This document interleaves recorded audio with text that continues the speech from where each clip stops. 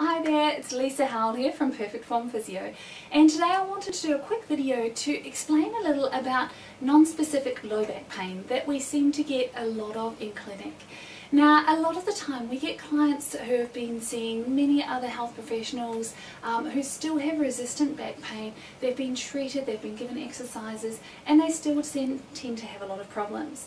Now, there is a common thread that we see running through this, and it's something that is very, very important. So I wanted to give you a little bit of background on why it happens.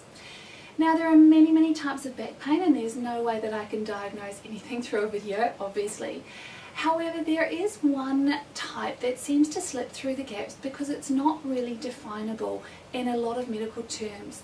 Often people have had investigations, they've had MRIs and CT scans, they don't have a disc bulge, they don't have any problems with the bones, but they're still getting a lot of pain.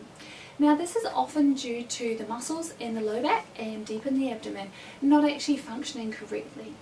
Often people will try a lot of different exercises and build up quite an intensive core stability program, but they'll still experience pain in their low back.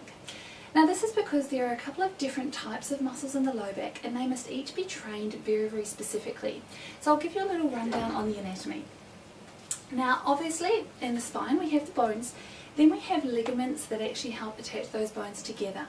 Now, some people's ligaments are quite stiff, other people have quite mobile ligaments and may even be hypermobile, which allows a lot more joint movement. And this is what we often see in people who have back pain that's very resistant to normal treatment. When we look a little further into the anatomy, we see that there are two distinct types of muscles that help support the low back. We have all of the deep little low back muscles, multifidus, rotatories and intertransversarii, which we call segmental stabilizers. So they just cross one or two joints to really stabilize at a very, very low level. These muscles are naturally designed to be on at a low intensity but for a long period of time. So they're actually designed to be like dynamic ligaments to actually help stabilize the spine in different positions. Now, unfortunately, these muscles often get inhibited if you have had a pregnancy, if you've had back pain, or if you've had abdominal surgery, and often the clients we get in have had all three of those. Then overlying those muscles we have some big back muscles.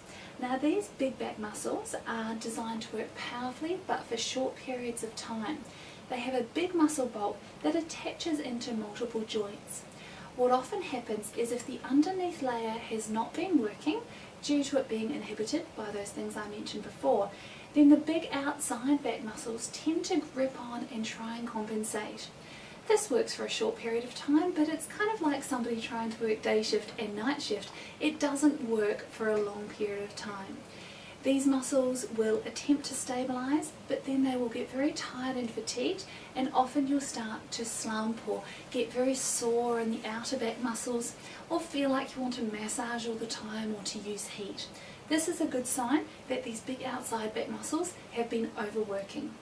Now, the secret to this is actually being able to effectively stabilize all of these deep little internal back muscles to really help stabilize the spine. This in turn releases all the outside back muscles, so you have a sense of freedom and releasing all that low back pain. Now, this sounds pretty simple. It is a rather tricky process to get all of these muscles going in everyone because it's a very, very fine area, and it's something that you can't just prescribe one exercise for everyone. In the clinic, we are very experienced at teaching people how to switch these on no matter what kind of back you have. So if this sounds like an area that is a problem to you, if you find it hard to sit for long periods of time or stand for long periods of time, if you feel like you're always rubbing your hands into your low back and want to sit down to release it, then this is an area that we can probably work well with you on. Give us a call and we can start progressing you onto a program that really helps stabilize this area of the low back to help settle all that niggly little low back pain for good.